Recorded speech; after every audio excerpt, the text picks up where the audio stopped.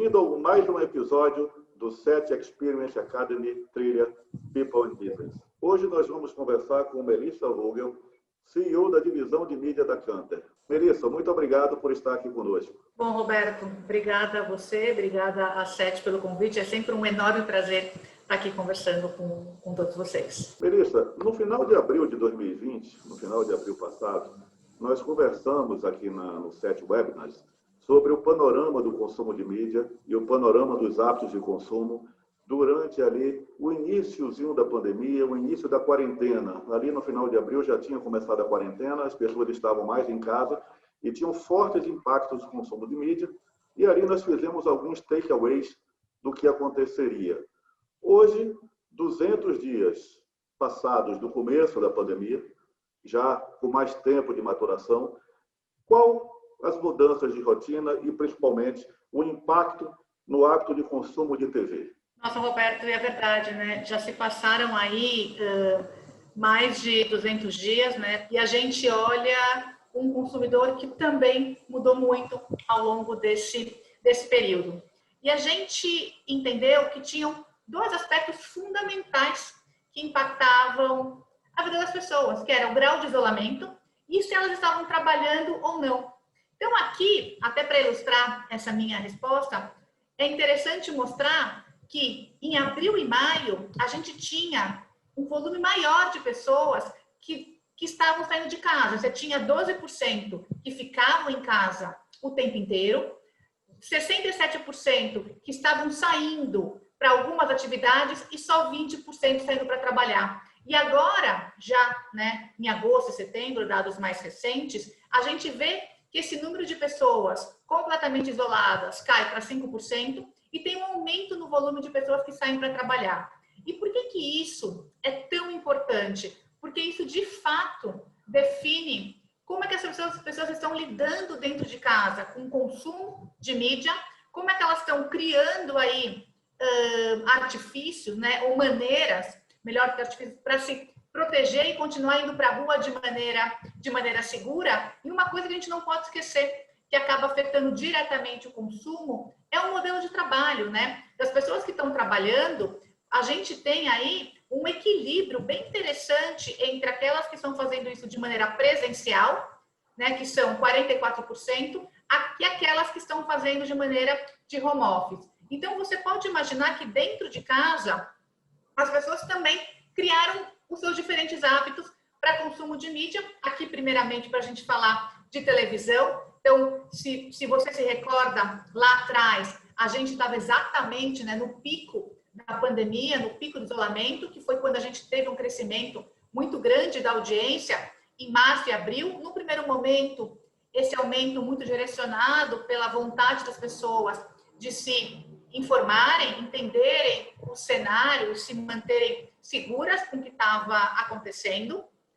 Depois, esse movimento muito direcionado, porque as pessoas estavam buscando lazer, entretenimento em todas as suas esferas, A gente percebe isso que não aconteceu não só no consumo de mídia, Onde você teve explosão das lives, streaming de vídeo, mas também até em outras atividades dentro de casa, Mas o que a gente nota é que a audiência subiu em abril e maio, agora ela volta a patamares muito similares a 2019, mas se a gente olhar esse gráfico do lado aqui, que é o gráfico de tempo médio, o que ele mostra para a gente?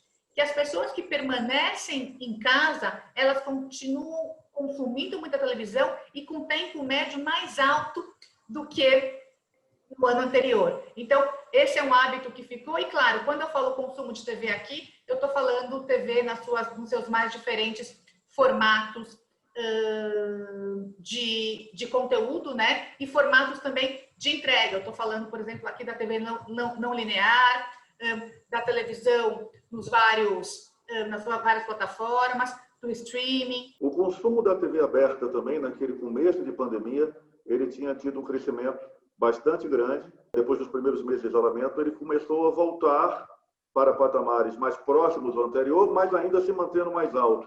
Esse comportamento, Melissa, ele se mantém? A gente olha o consumo da tela de TV, é claro que grande parte desse consumo vem da TV aberta, Então, é ela que puxa essa linha, que aqui está essa linha laranja. Então, a gente vê um consumo de televisão já nos mesmos patamares do que a gente tinha. O que a gente não pode esquecer é que agora as emissoras de televisão voltam com as grades tradicionais. Então, gradualmente, temos visto, né, novos programas voltando para a grade, até mesmo o próprio futebol. Então, isso também tem novamente aquecido a audiência de televisão e tem trazido mantido a audiência nesse patamar. Só que volto a reforçar que o tempo médio é algo muito interessante para se observar, né? As pessoas dentro de casa continuam consumindo bastante televisão e mais do que anteriormente. E hoje, Melissa, com as grades retornando ao normal, existe algum gênero de conteúdo, algum gênero de programação que mantém um destaque, uma atenção? O jornalismo continua em patamares mais altos do que vinha no ano anterior, mas a gente não pode esquecer que a gente tem dois aspectos, né? A gente tem o aspecto da Covid, mas tem também o aspecto do ambiente político no Brasil, que acaba também incorporando, né, esse consumo de jornalismo. O foco na dramaturgia com reprises, né, que continuaram puxando bastante audiência. A gente tivemos efeitos de reality shows, né, tanto em abril como agora nós temos também. Então, é interessante ver que o consumo continua com um movimento muito similar ao que era antes. Esse consumo de mídia tem uma tendência nessa vida um pouco mais misturada, unificada, em que não tem mais separações dos papéis, trabalho, vida pessoal, vida social. Que não é que a gente está fazendo home office, né? É home and office, né? Porque é tudo junto ao mesmo tempo. E é lógico que alguns hábitos que ela tinha fora de casa, ela passa para dentro de casa. Então, a gente tinha exatamente falado no papo anterior sobre o que tinha acontecido com o rádio, né? O rádio que não teve a sua audiência diminuída na pandemia.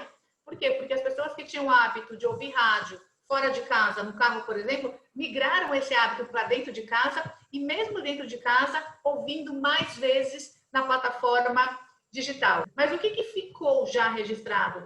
Ficou registrado essa possibilidade das pessoas ouvirem rádio também na plataforma online. E a mesma coisa acontece em todas as outras esferas, né? E até mesmo porque esse período de pandemia permitiu que as pessoas se conectassem e experimentassem uma série de outras coisas novas, como a tecnologia.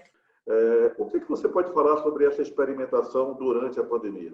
Por que a gente costuma dizer que a experimentação foi uma das grandes quebras de paradigma da pandemia? As pessoas começaram a realizar uma série de atividades, né, digitais, online, porque senão elas não tinham outra opção. Então, a gente acha que esse aprendizado ele é mantido e que esses hábitos serão incorporados. Então, alguns exemplos.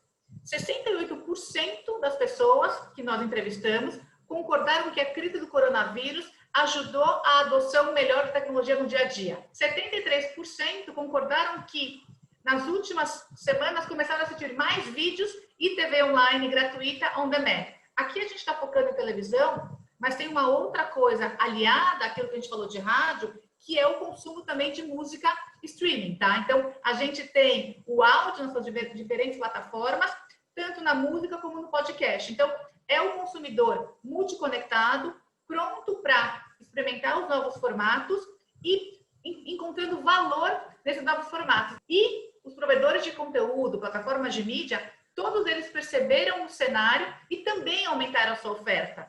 Tem alguma indicação da TV paga, do hábito de consumo, ou tem alguma diferença significativa? Quando nós falamos de tempo médio de consumo para aqueles que são assinantes, a gente percebeu também um aumento desse consumo dos assinantes, direcionados também por notícias, todo o outro conteúdo voltado para ficção, né, como séries e filmes também tiveram uma intensificação, além do conteúdo infantil, né, que a gente falou muito na nossa outra conversa, que são as crianças em casa também buscando conteúdo. Então, para a Pay TV, entre assinantes, nós também notamos uma intensificação desse consumo muito similar com aquela linha de total de TV que a gente viu lá atrás. E aqui nos nossos bate-papos, a gente sempre procura enxergar muito bem o cenário presente, numa visão de que problemas sempre trazem oportunidades. E nas mudanças de hábito é que tem as grandes oportunidades de inovação.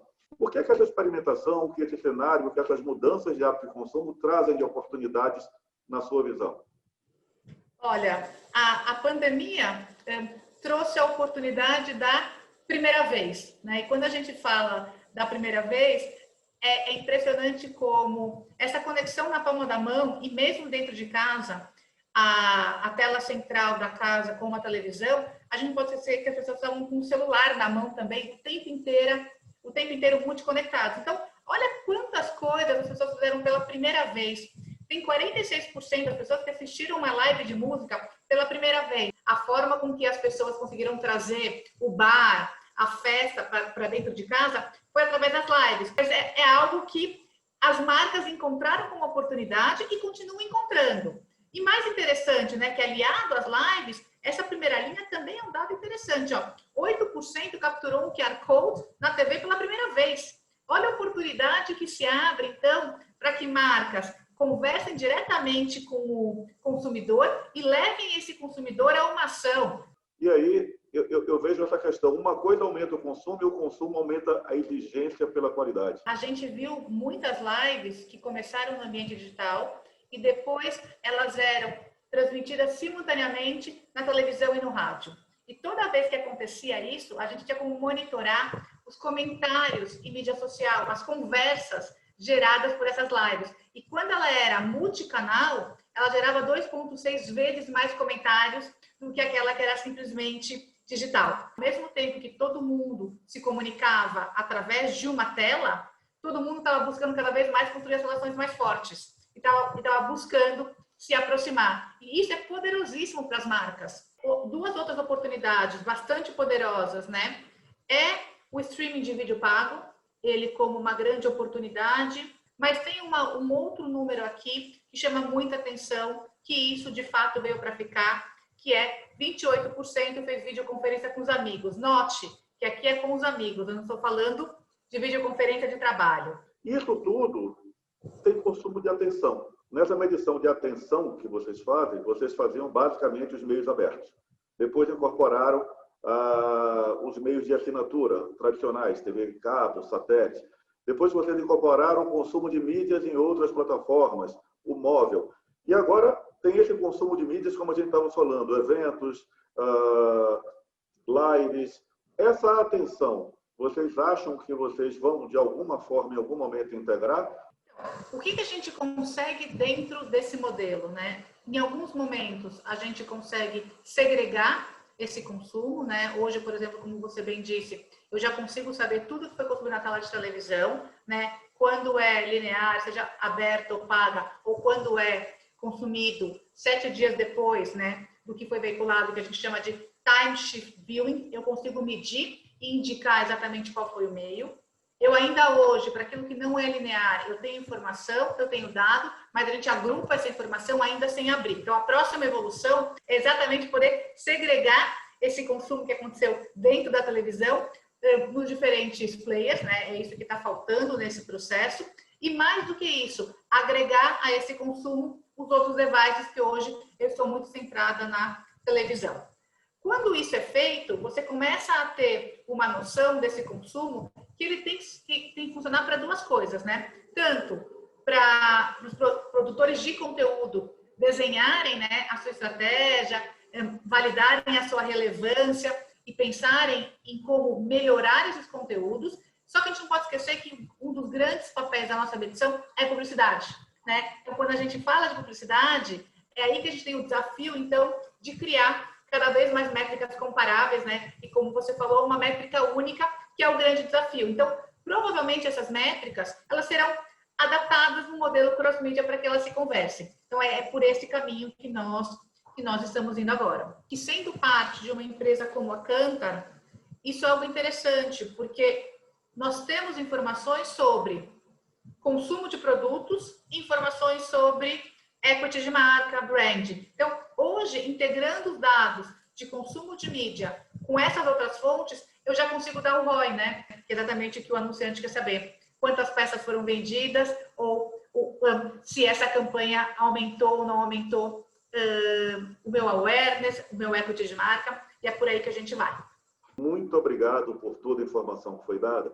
E, inclusive, já lhe pedi na consideração final, você faça um pouquinho de suas apostas de quais tendências você acredita que vão se perpetuar, assim, no pós-pandemia. A gente viu claramente uma intensificação desse estilo, né, de vida mais digital. Isso é algo que veio para ficar. A gente falou muito de experimentação, de testar coisas novas, e a gente viu também não só o consumidor se reinventando, mas todas as plataformas de mídia, provedores de conteúdo, se reinventando e buscando formatos novos. Isso é algo que não tem volta. Então, essa é a grande oportunidade, possibilidade para que marcas usem esse novo contexto de uma maneira muito criativa, porque os veículos de comunicação e plataformas estão preparados para atender essas marcas de uma maneira bem diferente do que se fazia antes. O outro ponto que eu acho que é bastante relevante, a gente viu um consumidor muito crítico. Esse mesmo consumidor crítico é um consumidor que buscou muito propósito nesse período, né? E essa nova visão tem que ser extremamente respeitada por esse entorno, tem que ser respeitada pelas marcas. São duas tendências que ficam como aprendizado. Você é sempre muito generosa em compartilhar conosco. Até o próximo episódio. Melissa, muito obrigado. Em meu nome e em nome da SET. Bom, prazer enorme sempre estar aqui e contem sempre com a gente. Obrigada.